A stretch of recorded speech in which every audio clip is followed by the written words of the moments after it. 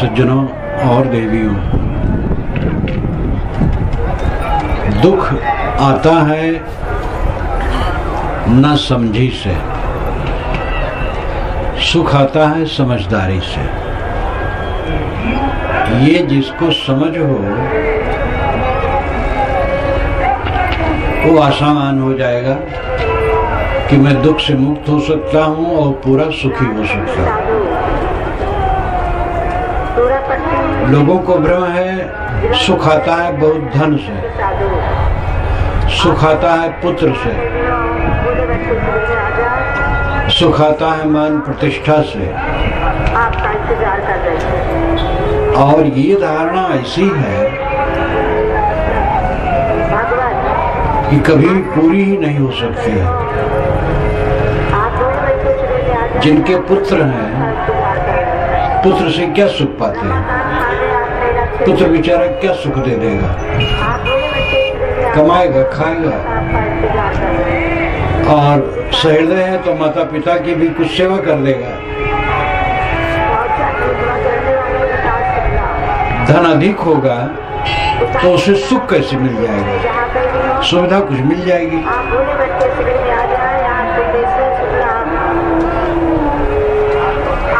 सुख मिलता है समझ से, दुख मिलता है बेसमझी से। इसमें धन, विद्या, पद, अधिकार, ऐश्वर्य महत्व नहीं रखते। यह समझ न होने से हर आदमी दुखी है। जैसा मन चाहता धन नहीं रहता है, जैसा मन चाहता पत्नी नहीं रहती, जैसा मन चाहता इन देवियों को पति नहीं मिलता है, जैसा मन चाहता है पुत्र नहीं होता है, जैसा मन चाहता वैसे तो कुछ भी नहीं होता है। थोड़ा बहुत नहीं हो गया, हो गया। और जब हो जाता है तो हो जाने के बाद फिर लगता है कि नहीं हुआ। जिसमें हमारा आकर्षण है अगर वो मिल जाए तो भी लगता है कि अब ऐसा सुख इसमें नहीं है। पहले तो लगता था कि सुख है, मिल जाने पर वो सुख का पता नहीं लगता कहाँ गया। अच्छी समझ सुखदायी है, बुरी समझ दुखदायी। अच्छी समझ क्या है और बुरी समझ क्या है? गलत समझ क्या है? गलत समझ है बाहर भागना, सही समझ है अंतर्मुख होना। हमारा मन बाहर भागता है चमक दमक में, और सब चमक दमक क्षणिक है। जितने यहाँ बूढ़े बैठे हैं सब जवान थे और सब एक दिन दूल्हा बने थे। आज किसी बूढ़े से पूछो कि बाबा जब आप दूल्हा बने थे आज कैसे लगता है, तो चिढ़ जाएगा। और जब दूल्हा बना था तो उसको कितनी गर्माहट थी, दूल्हा साहब, दूल्हा साहब, दूल्हा साहब। दूल्हा साहब तो 3 दिन करीब दूल्हा रहते थे पहले, अब तो एक ही दिन दूल्हा रहते सुनता हूँ। पहले तो दूल्हा बन करके जाते थे, पहुँचते थे, वहाँ दूसरे दिन मर्याद रहते थे, तीसरे दिन लौटते थे, तो कम से कम 3 दिन दूल्हा रहते थे। आजकल तो एक दिन दूल्हा बने और गाड़ी से पहुँचे, वहाँ शादी की और लौट आए, बस एक ही दिन में दूल्हापन खत्म। मैंने एक दिन कहा था कि देवियां तो दुल्हन रहती बुढ़ापा तक। किसी के घर में अगर कोई महिला गई कुछ बात के लिए तो बुढ़िया जो है वो कहती है कि दुल्हन जाने, क्योंकि बहू सब काम देखती है और उसकी दुल्हन हो गई 50 वर्ष की, लेकिन तब भी वो दुल्हन कहलाती है। अपनी सास के द्वारा वो दुल्हन कहलाती है, लेकिन आप लोग अपने पिता के द्वारा दुल्हा नहीं कहलाते। तो बेवकूफ ज्यादा कौन हुआ?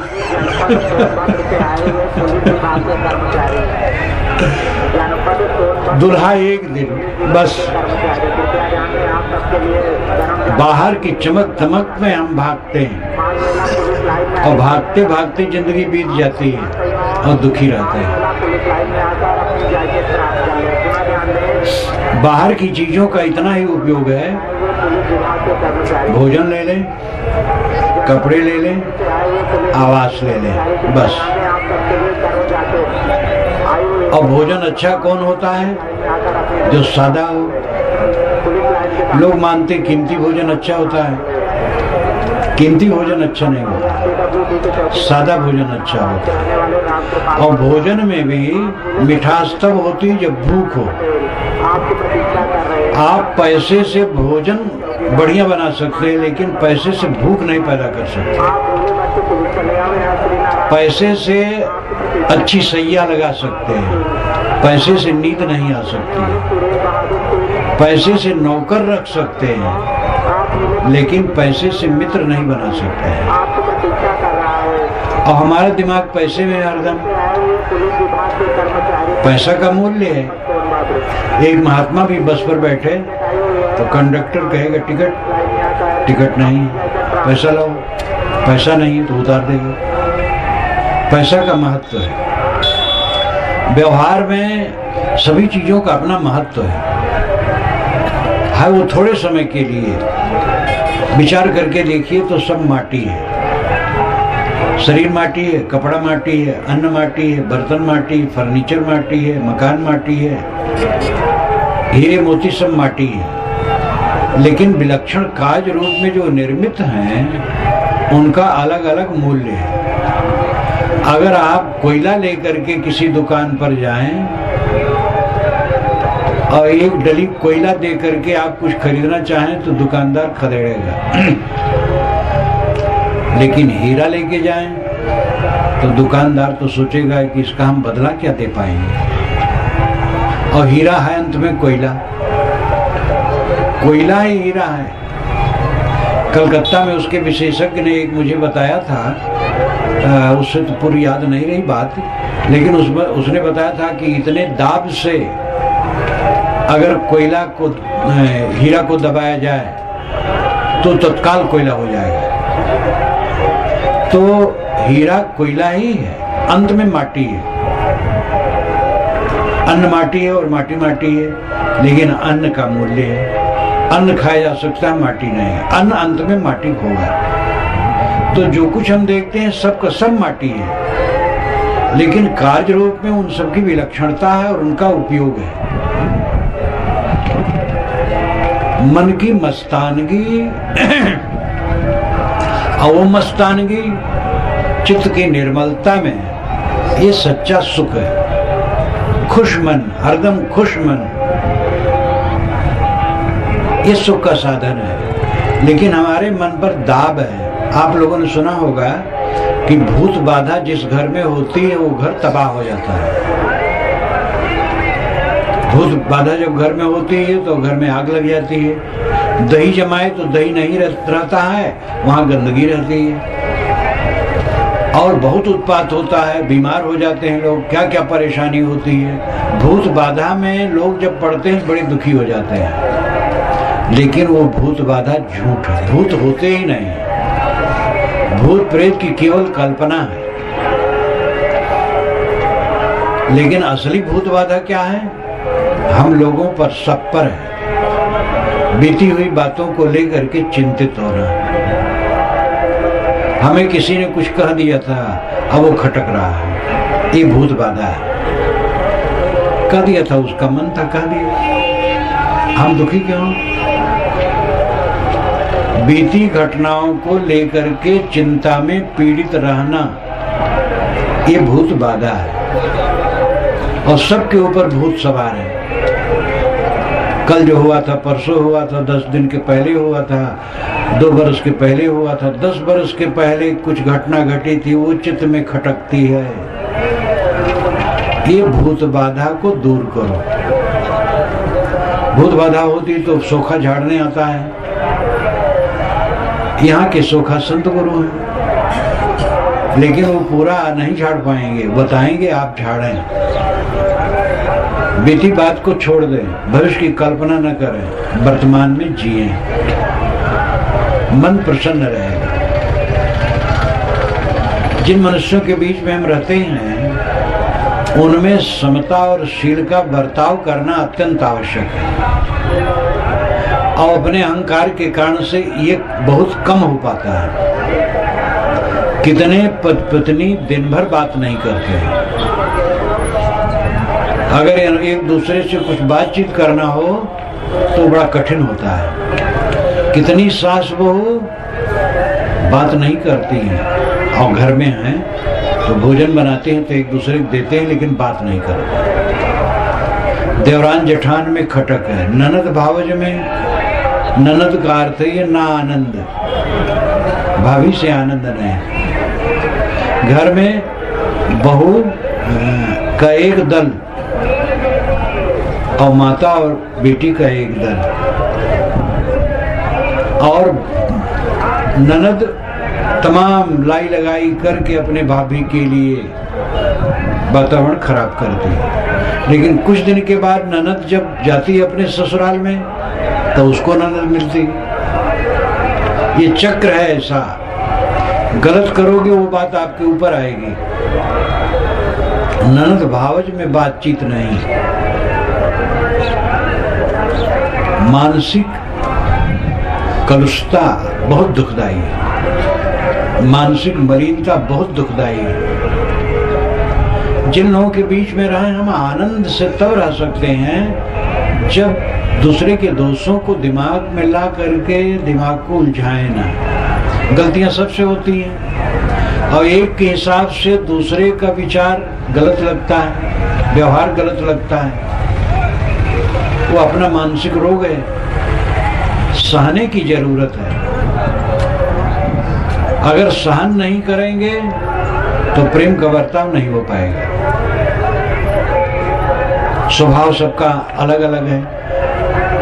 परम मित्र का भी स्वभाव अलग होता है, जो अभिन्न मित्र हैं उनका भी स्वभाव अलग होता है। महाराज राम और लक्ष्मण भाई थे और मित्र थे, लेकिन दोनों का स्वभाव अलग है।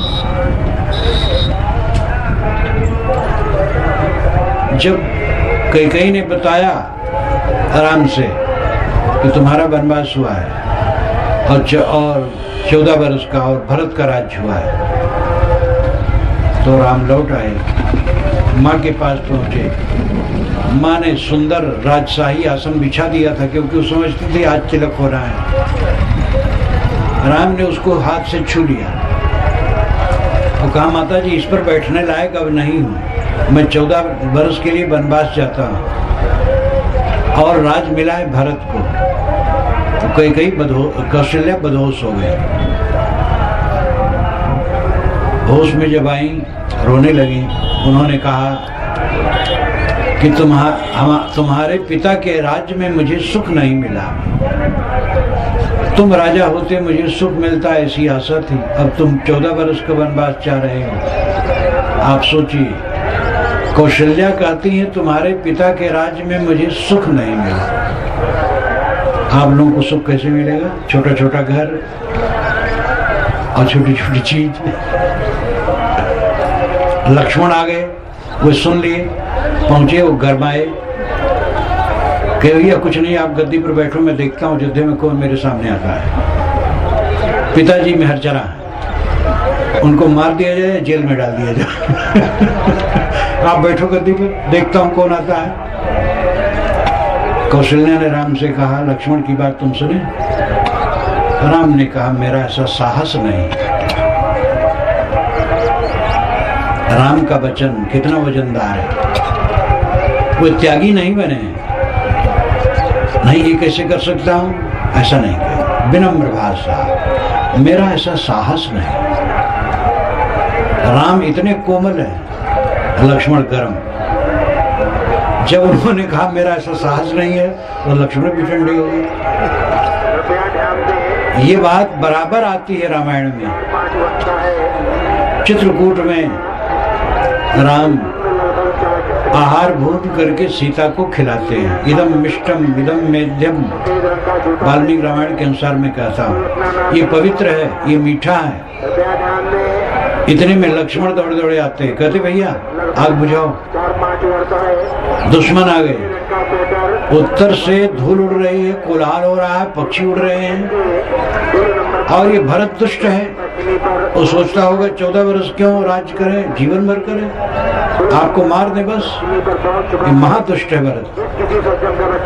एकदम क्रोधित हो गए, सीता को गुफा में रखो और धनुष बाण संभालो, आने दो भरत को, मैं मजा चखाऊंगा। चढ़ गए एक साल वृक्ष पर, वहां से और कट कहने लगे। तब राम ने कहा लक्ष्मण तुम उतर आओ, भरत आएंगे तो मैं कह दूंगा कि अयोध्या का आज लक्ष्मण को दे दो। लक्ष्मण बेचारे उनके ऊपर फिर पानी पड़ गया। तब शर्मा के कहते हैं पिताजी आते होंगे आपको लौटाने के लिए। आप सोचिए, राम और भरत दोनों अभिन्न हैं, लेकिन दोनों के स्वभाव में कितना अंतर है। आपके पुत्र में और आपके स्वभाव में अंतर है, आपके भाई में, आपकी पत्नी में, ऐसे सबके स्वभाव में अंतर है, सबके संस्कारों गुणकर्मों में अंतर है, सबकी योग्यताओं में अंतर है। इस अंतर को आप समझें, इस अंतर को समझ करके सब में समन्वय करें, एकता स्थापित करें, सहन करें। पहले आप संसार को बूझिए, संसार क्या है? द्वंद्वात्मक है, द्वंद्व से संसार बनता है। ऑक्सीजन हाइड्रोजन, ऑक्सीजन प्राणप्रद है, हाइड्रोजन प्राण मारक है, दोनों मिल करके जीवनदायी जल बनता है। ऑक्सीजन ऑक्सीजन से जल नहीं बनता है, स्त्री स्त्री से बच्चे नहीं होते, पुरुष पुरुष से नहीं होते हैं, स्त्री पुरुष विषम चिन्ह के हैं तब बच्चे होते हैं। हर जगह विषम में निर्माण होता है। बत्ती, आग, तेल तीनों विषम हैं, भिन्न लक्षण के हैं और तीनों इकट्ठे होकर के प्रकाश देते हैं। सतरजतम, ये तीनों भिन्न गुण के हैं। कपिल जी महाराज ने, जो सांख्य दर्शन के प्रवर्तक थे, उनका तो सिद्धांत ही जगत त्रिगुणात्मक है और उसका प्रभाव गीतादि शास्त्रों में है, समस्त वैदिक साहित्य में है।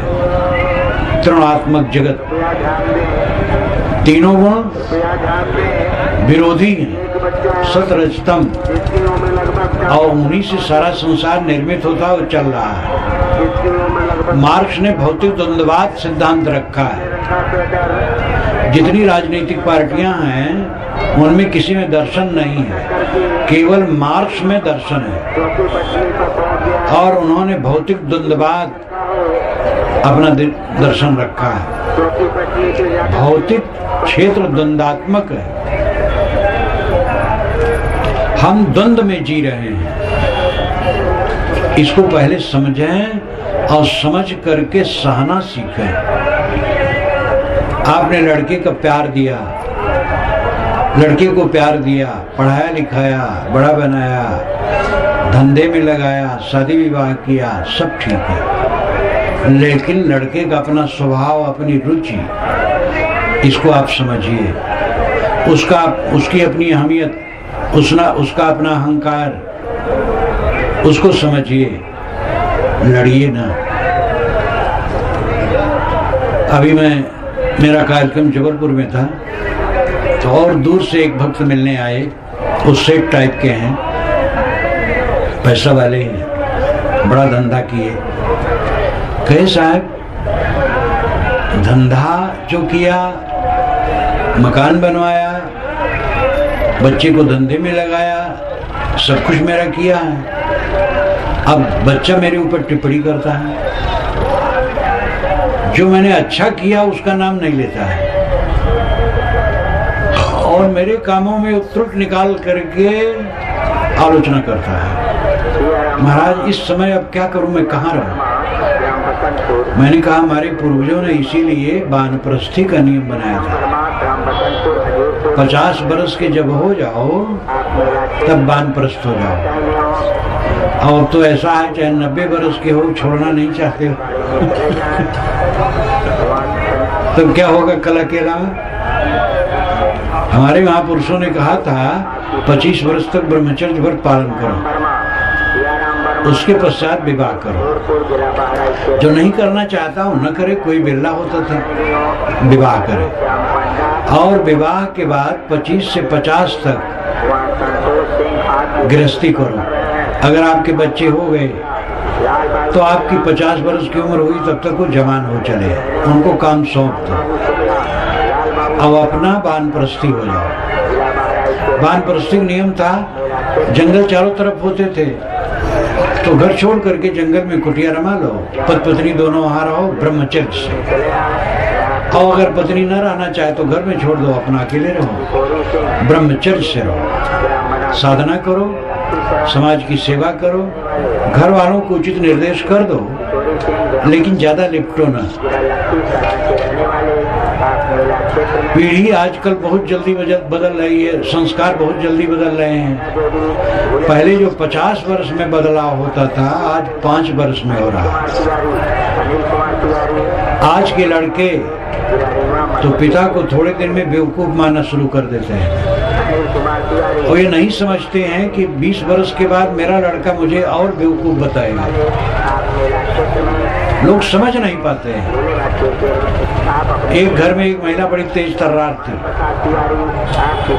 उसने अपने पति से कहा, देखो तुम्हारे पिताजी दिन भर खांसते और थूकते हैं, दरवाजे बैठे रहते, अच्छा नहीं लगता है। पिछवाड़े जहाँ पशु रखे जाते हैं वहीं पर एक टाटी से घेर दो और वहीं एक खाट डाल दो, वहीं थूकते रहे। पति ने कहा, तुम कैसे कहती हो, पिताजी का घर बनवाया, पिताजी का सब कुछ किया, मैं ऐसा करूंगा गांव वाले क्या कहेंगे? तो कहे ठीक है, तो तुम अपने पिता को लेके रहो, मैं नहीं रहती। बड़ा चक्कर, क्या करें। अंत में वही किया, जानवरों के क्षेत्र में ले जाकर के टाटी घेर करके खाट डाल दिया और कहा, पिताजी आप यहाँ आराम से रहिए, वहाँ बच्चे परेशान करते होंगे। पिताजी भी क्या कह सकता था, ठीक है भैया आराम है। एक दिन उसने कहा कि मैं थाली में भोजन देती हूँ तो देखती हूँ कि लाट टपकती है, कभी आंख से पानी आता है, कभी नाक से आ जाता है, तो थाली मांजने का मन नहीं होता। इसलिए कुम्हार के यहाँ से प्याले बनवा लिए जाएं और एक एक प्याला में भोजन देते रहेंगे, फेंकते रहेंगे, मांजना नहीं पड़ेगा। उसने 1000 प्याले का ऑर्डर दे दिया, बन करके पक करके आ गया। एक एक प्याला में भोजन दिया जाने लगा। एक महीना के बाद वो अपने बच्चे के कमरे में गया। उसका एक बच्चा था 10 वर्ष का, बड़ा मेधावी और बड़ा समझदार। उसके कमरे में पहुंच गया तो देखा वहां जूठे बर्तनों के प्याले के वो सब ता करके रखे हैं। बूढ़ा जूठा बर्तन फेंकता था, उसका पोता उठा करके लाके अपने कमरे में रखता था। उसके पिता ने कहा, बेटा ये जूठे बर्तनों को तू क्यों यहाँ ला करके रखता है? उसने कहा, पिताजी आप धनी हैं, अपने पिता के लिए आप 1000 प्याले एक ही साथ बनवा लिए। आप बूढ़े होंगे, मैं जवान होऊंगा, मैं व्यवस्थापक होऊंगा, मैं इतना धनी न रहूं तो क्या करूंगा? ये सारे प्याले आपके बुढ़ापा के लिए रिजर्व रहेंगे। तब तो उसके पैर के नीचे की धरती सरकी और गया। अपनी पत्नी से कहा, पत्नी के भी कान खड़े हुए। पिता को फिर कमरे में लाया गया, फिर थाली में भोजन दिया जाने लगा।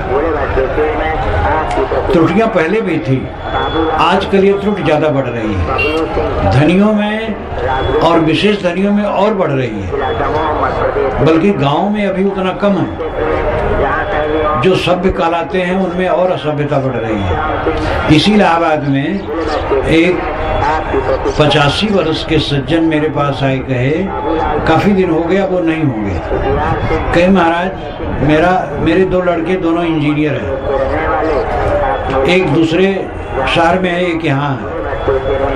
और मैं वहाँ गया जब तो 2 दिन रहा तो बहू ने कहा, पिताजी आप जिसके यहाँ रहते वहीं रहना चाहिए। तो महाराज क्या करूं, मैं सोचता था 10 दिन रहूंगा, लेकिन लौट आया। और यहाँ जो हमारा पुत्र है, जब ऑफिस से आता है उसके पहले मैं स्वागत से निकल करके बाहर घूमता हूँ। अगर आवे देखे और ड्राइंग रूम में मुझे देखे तो उसको बुरा लगता है। तो जब वो आता है उसके पहले ही मैं गली में घूमने लगता हूँ। मैं महाराज सोचता हूँ कि पता नहीं भोजन देंगे कि नहीं देंगे। मेरा जमाना तो पहले का था, मुझे पेंशन 600 रुपया कुल मिलता है। मैंने कहा घबराओ ना, भोजन देंगे। बहुत अधिक अविश्वास करना भी दुखदाई है, लेकिन पिता का अनादर। विधुर आश्रमों में, वृद्ध आश्रमों में मैं जाता हूँ, प्रवचन करने देखता हूँ कि धनी धनी घर के लोग बूढ़े वहाँ पड़े हैं।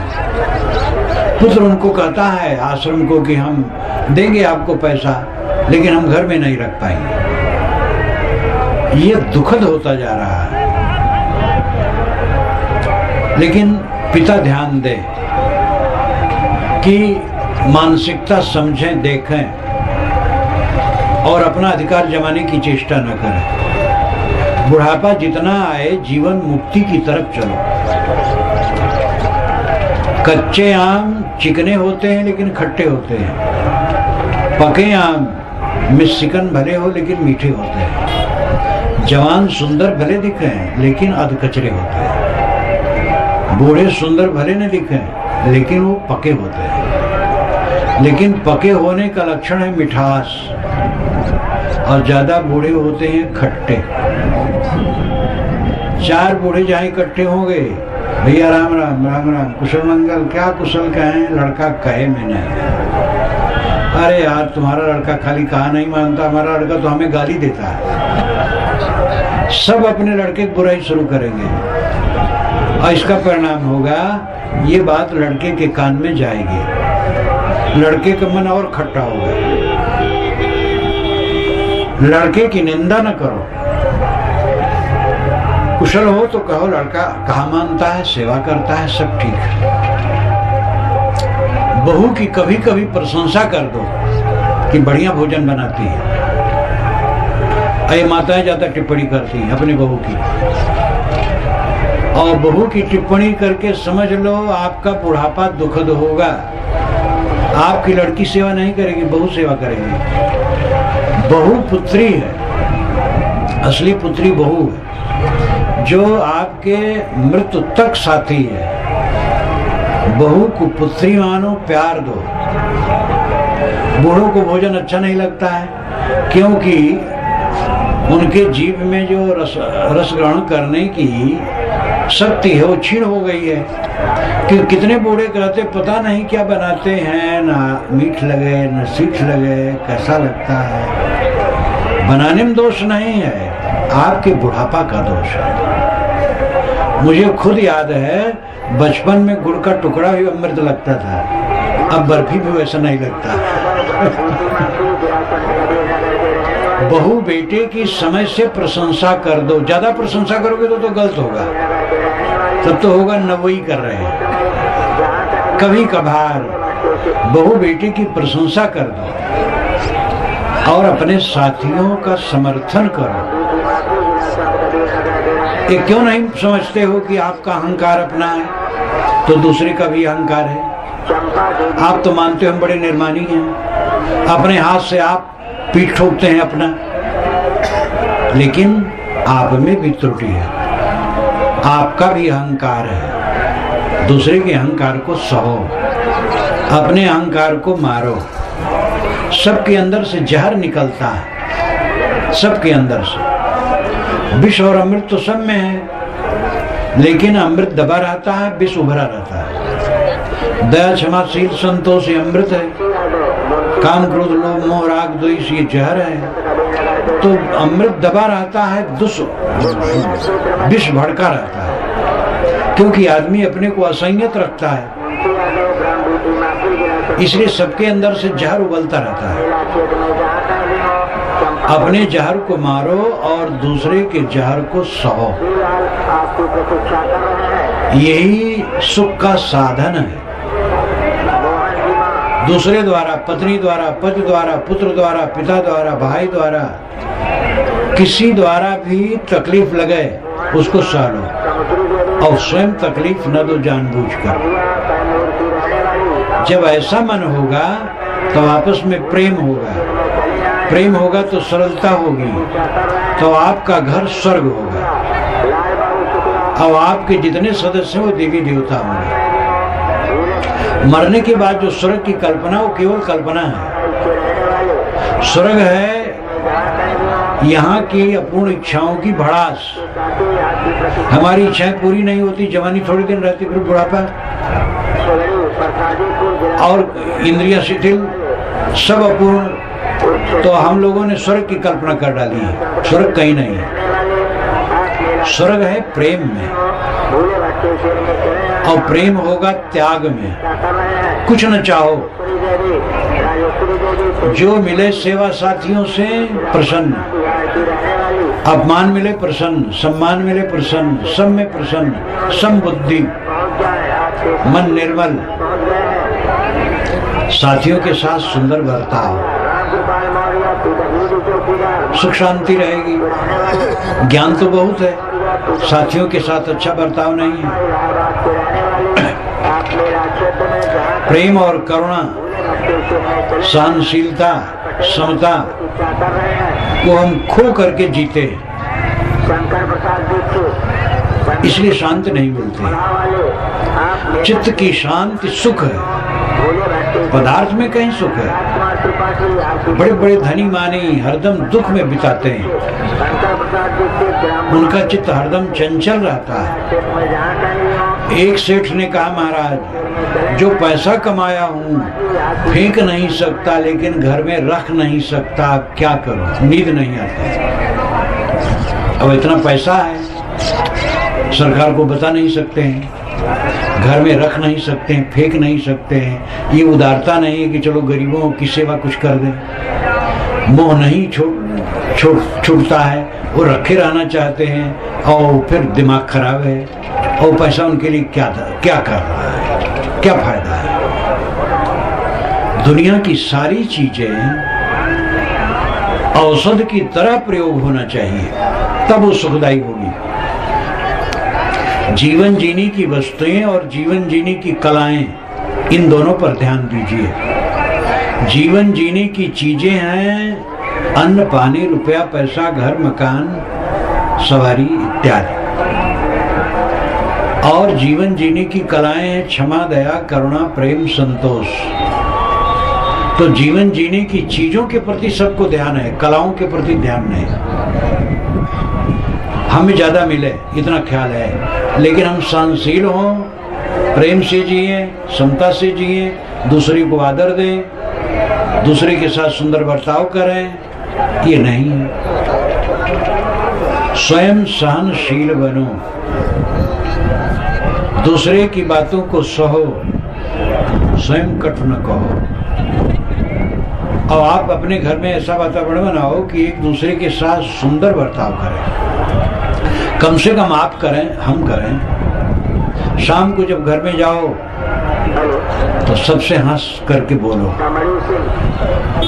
इकट्ठे हो जाओ और हंस के बात करो, विनम्रता से बात करो, सबके अंदर की कुंडी खुल जाए। एक साथ बैठ करके भोजन करो और एक साथ बैठ करके वार्ता करो, कुछ सत्संग करो। कितने घरों में पिता भोजन करता है तो पुत्र नहीं बैठेगा वहाँ, भाई भोजन करता है तो भाई नहीं बैठेगा। इतना सहन नहीं है कि भाई के साथ, पिता के साथ, पुत्र के साथ भोजन कर लें। क्या जीवन है? जो अपने हैं उनको देख करके सहन नहीं हो रहा है। आदमी घर से निकलता है गली में तब दूसरे का नमस्कार करता है, अपने घर में कुछ नहीं। दूसरे के घर जाता है तो वहाँ बहू बेटों से, बूढ़े जवानों से, स्त्री पुरुष से सबसे बढ़िया बात कर लेता है। और अपने दरवाजे पर आता है तो मालूम दरोगा जी आ गए। दरोगा को गर्म रहना पड़ता है क्योंकि उसका शासन सूत्र ही ऐसा है। आप अपने घर में आए दरोगा बनकर तो आनंद नहीं, आप घर में आए, घर का मालिक घर में आए, घर के लोग खुश हो जाए। लेकिन कितने घर के मालिक हैं उनकी त्योरी चढ़ी रहती है, क्योंकि सबसे असंतुष्ट है। अब असंतोष का कारण अपना अहंकार है। त्रुटियां होंगी, हमसे त्रुटियां होती दूसरे से होगी। अपनी त्रुटियों को सुधारें और दूसरी की त्रुटियों को सहें, ये सुख का साधन है। सुलझा हुआ मन सुख है, उलझा हुआ मन दुख है। एक पेड़ के नीचे बैठा मैं हूँ और मेरा मन सुलझा है, आनंद कंद है, परम सुख है। करोड़ों की बिल्डिंग में हूँ और मन उलझा है तो सुख कहाँ है? सुलझा हुआ मन सुख है, उलझा हुआ मन दुख है। और मन सुलझता कैसे है? अच्छी समझ से। उलझता है गलत समझ से। ये हमें समझ लेना चाहिए कि सब देहधारी में अहंकार है। सांप सबके अंदर में है। साहब ने कहा है, काला सर्प शरीर में, खाइन सब जग झारी, बिरले तेजन बाची है, राम ही भजे बिचारे। कबीर साहब कहते हैं कि काला सांप सबके शरीर में बसता है और सबको झरझरा खा रहा है। इससे वही बचेगा जो विचार पूर्वक राम का भजन करेगा। तो काला सर्प कौन है? अहंकार। हमारा अहंकार काला सांप है जो हमें खाता है। अहंकार छोड़ दें, परम सुख शांति है। अहंकार का त्याग हम नहीं कर पाते। अहंकार सांप है, इसको मारें, दूसरे के अहंकार को नहीं। हंता मां सब ही पड़े, हंता देखे साध, हंता ते न्यारा रहे, गुरुमुख दृष्टि आबाद। अहंकार में सारा संसार पड़ा है। जो अपने अहंकार को देखे वो साधु है। चाहे वो गृहस्थ हो, विरक्त हो, और चाहे स्त्री हो, पुरुष हो, जो अपने अहंकार को देखे वो साधु है। साधु कोई काहे कबीर सुनो भाई साधु। दुनिया भर में कबीर का स्टाइल कहने का है, काहे कबीर सुनो भाई साधु। तो हम वेशधारियों के लिए उनका कहना नहीं है। वे मानव मात्र को साधु मानते हैं। सब साधु हैं, सब राम रूप हैं, सब ब्रह्म रूप हैं। पराया कौन है? हिंदू मुसलमान का फर्क कुछ नहीं, ब्राह्मण शूद्र का फर्क कुछ नहीं। मानवता को देखो तो क्या फर्क है? भाषा है, बोली है। नाना वर्ग के मनुष्यों के रक्त निकाल के डॉक्टर के पास भेजा जाए तो डॉक्टर बता पाएगा कि ये हिंदू का है, मुसलमान का है, ब्राह्मण का है, शूद्र का खून है? कुछ नहीं पता होगा। मनुष्य मनुष्य है। मनुष्यता से प्रेम, सबसे समता का बर्ताव। सुलझा हुआ मन सुख है। अच्छी समझ से मन सुलझता है। अगर हमारे मन में दुख आया तो हमें समझ लेना चाहिए कि हमारा अज्ञान है, हमारी अविद्या है, हमारी मूर्खता है। घमंड से हम दुखी होते हैं। घमंड ना हो तो हमें दुखी होने कोई चांस नहीं। हमें कोई गाली दिया, उसकी समझ है, गाली दे। गाली देने वाले से निवेदन कर दो, भैया और गाली दो, उसकी गाली मर जाएगी। वीर बनो, कायर न बनो। कायर गाली देता है, वीर सह लेता है। ये साधना का मार्ग है, राजनीति का मार्ग नहीं। राजनीति में भी लोग सोचते बहुत सहते हैं। दूसरा देश हमला करे, तलवार लेके खड़े हो जाए। तलवार का तो महत्व आजकल नहीं, बंदूक का है और बम का है। लेकिन आपकी पत्नी से कुछ कथन कहने में गलत हो गया तो आप क्या करेंगे? पंचायत करेंगे कि मुकदमा दायर करेंगे? आपका लड़का कहा नहीं माना तो क्या मुकदमा दायर करोगे कि लड़ोगे कि तलवार उठाओगे? पदे पदे विनम्रता, क्षमा और दया और समता की जरूरत है। हमारा अहंकार होने नहीं देता है। या आपा को डार दे, दया करे सबको। अपने अहंकार को छोड़ दो, सब दया करेंगे। हमें अपने अहंकार को मारने की आवश्यकता है, शीतल होने की आवश्यकता है। मैंने आपसे कहा था, सुख अच्छी समझदारी से होता है, दुख गलत समझदारी से होता है। सुख दुख वस्तुओं पर निर्भर नहीं करते हैं, वस्तुओं से गुजर होता है। ज्यादा वस्तुएं होती तो सुविधा हो जाती है, और ज्यादा वस्तुएं होती तो आराम हो जाता है, और ज्यादा वस्तुएं होती तो फिर प्रपंच बढ़ जाता है। इसलिए वस्तुओं का बेतहाशा बढ़ना कोई शुभ लक्षण नहीं है, अच्छी समझ की जरूरत है। कम सुविधा में भी सुखी रह सकते हैं, गुजर होना चाहिए, भोजन मिल जाए, कपड़े मिल जाएं, सोने की जगह मिल जाए और मन शांत रहे, तो इससे बड़ा वैभव और क्या होगा। तो खाना कपड़ा निवास तो सबको मिलता है, शांति नहीं मिलती है, क्योंकि अच्छी समझ नहीं है, समझौता करने की बुद्धि नहीं है, समन्वय करने की बुद्धि नहीं है, इस द्वंद्वात्मक जगत का ज्ञान नहीं है कि संसार द्वंद्वात्मक है। ये द्वंद्वात्मक है इसीलिए संसार है, द्वंद्वात्मक न हो तो संसार होता ही नहीं। जिस संसार में हम जी रहे हैं वो स्वभाव से द्वंद्वात्मक है, इसलिए सभी मनुष्यों के स्वभाव विचार संस्कार अलग अलग हैं। उनमें सह करके समता से शील रख करके शांति मिल सकती है और कोई रास्ता नहीं है। इन बातों पर मनन चिंतन करें और आज अब आप अपने घर में जब आज से जाएं तो घर को स्वर्ग समझें और घर के लोगों को देवी देवता समझें, परमात्मा भगवान भगवती समझें, मीठा बोलना शुरू करें। अगर अपने आप बच्चे से नहीं बोलते हो तो आज से बोलना शुरू करें। पत्नी से अगर पति से कुड़ते हो तो आज से प्रेम से बोलना शुरू करें, इसकी जरूरत है। जब तक मन की भूमिका बनेगी नहीं सुंदर, तब तक परमात्मा और मोक्ष जीवन में घटेगा नहीं। परमात्मा मोक्ष कहीं बाहर है तो हमारे अंदर में। हमारा मन कूड़ा कचरा से भरा है, इसलिए उसका अनुभव नहीं होता है। कूड़ा कचरा साफ हो जाए, उसका अनुभव होगा, शांति मिलेगी। मैं अपनी वाणी को विराम देता हूँ।